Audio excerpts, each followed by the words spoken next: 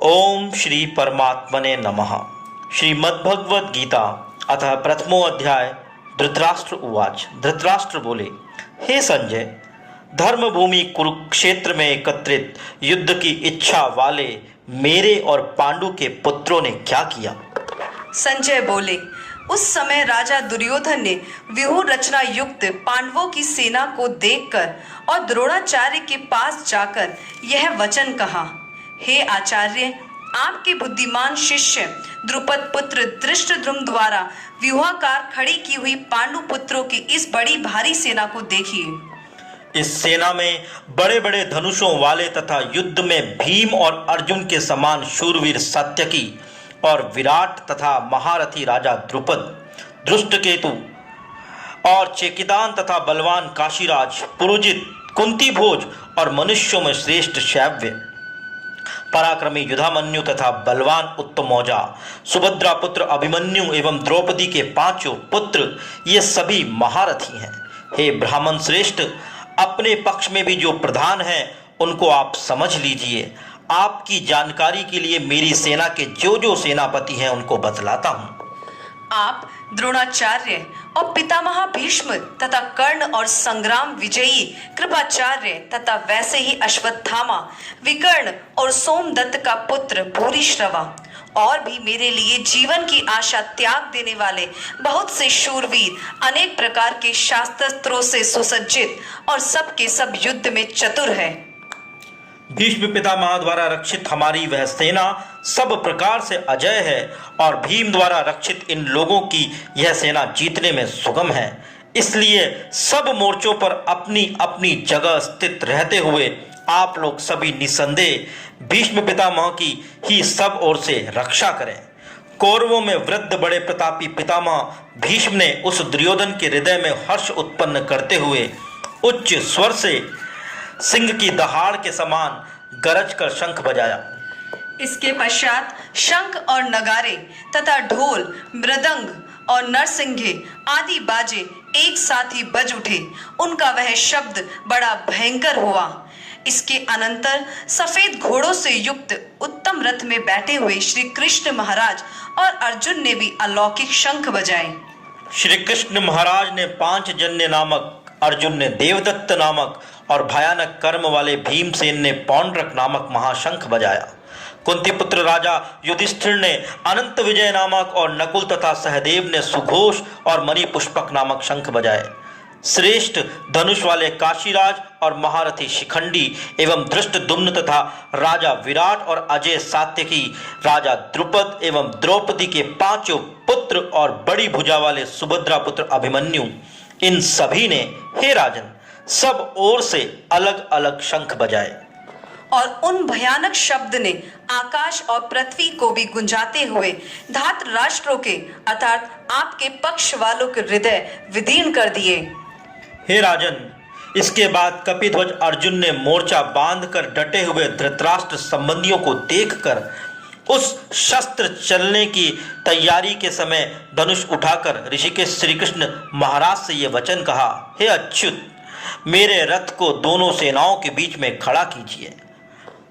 और जब तक कि मैं युद्ध क्षेत्र में डटे हुए युद्ध के अभिलाषी इन विपक्षी योद्धाओं को भली प्रकार देख लूं कि इस युद्ध रूप व्यापार में मुझे किन किन के साथ युद्ध करना योग्य है, तब तक उसे खड़ा रखिए।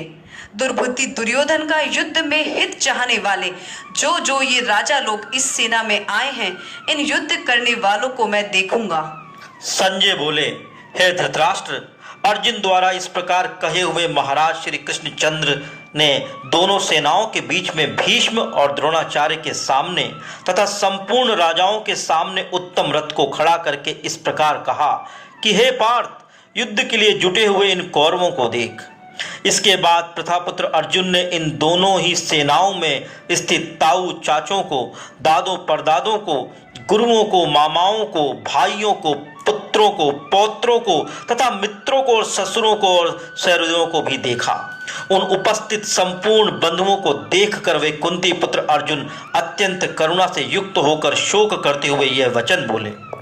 अर्जुन बोले, हे कृष्ण, युद्ध क्षेत्र में डटे हुए युद्ध के अभिलाषी इस स्वैजन समुदाय को देखकर मेरे अंग शिथिल हुए जा रहे हैं और मुख सूखा जा रहा है तथा मेरे शरीर में कंप एवं रोमांच हो रहा है।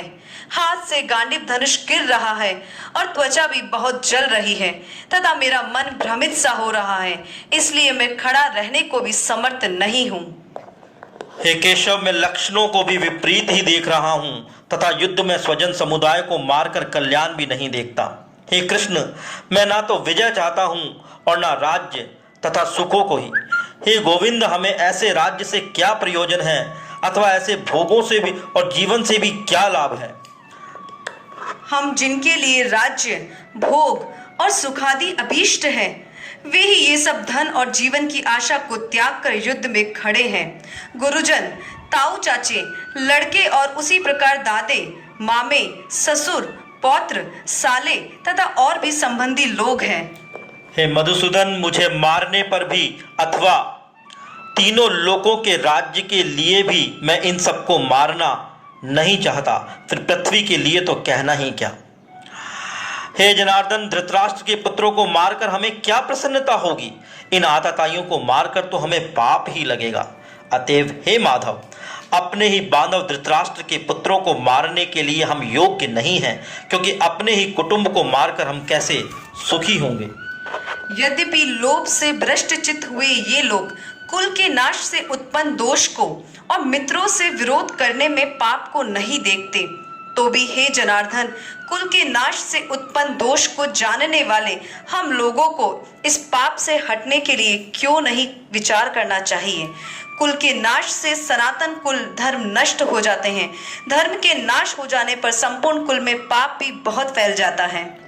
हे कृष्ण, पाप के अधिक बढ़ जाने से कुल की स्त्रियां अत्यंत दूषित हो जाती हैं और हे वार्ष्णेय, स्त्रियों के दूषित हो जाने पर वर्ण संकर उत्पन्न होता है। वर्ण संकर कुल घातियों को और कुल को नरक में ले जाने के लिए ही होता है। लुप्त हुई पिंड और जल की क्रिया वाले अर्थात श्राद्ध और तर्पण से वंचित इनके पितृलोक भी अधोगति को प्राप्त होते हैं। इन वर्ण संकर कारक दोषों से कुल घातियों के सनातन कुल धर्म और जाति धर्म नष्ट हो जाते हैं। हे जनार्दन, जिनका कुल धर्म नष्ट हो गया है, ऐसे मनुष्यों का अनिश्चित काल तक नरक में वास होता है, ऐसा हम सुनते आए हैं। हाँ, शोक हम लोग बुद्धिमान होकर भी महान पाप करने को तैयार हो गए हैं, जो राज्य और सुख के लोभ से स्वजनों को मारने के लिए उद्यत हो गए हैं। यदि मुझ शस्त्र रहित एवं सामना न करने वाले को शस्त्र हाथ में लिए हुए धृतराष्ट्र के पुत्र रण में मार डालें, तो वह मारना भी मेरे लिए अधिक कल्याणकारक होगा। संजय बोले, रणभूमि में शोक से उद्विग्न मन वाले अर्जुन इस प्रकार कहकर बाण सहित धनुष को त्याग कर रथ के पिछले भाग में बैठ गए। ओम तत्सदिति श्रीमद्भगवद गीतासु उपनिषत्सु ब्रह्म विद्यायाम योग शास्त्रे श्री कृष्ण अर्जुन संवादे अर्जुन विषाद योगो नाम प्रथमो अध्याय। ओम श्री परमात्मने नमः।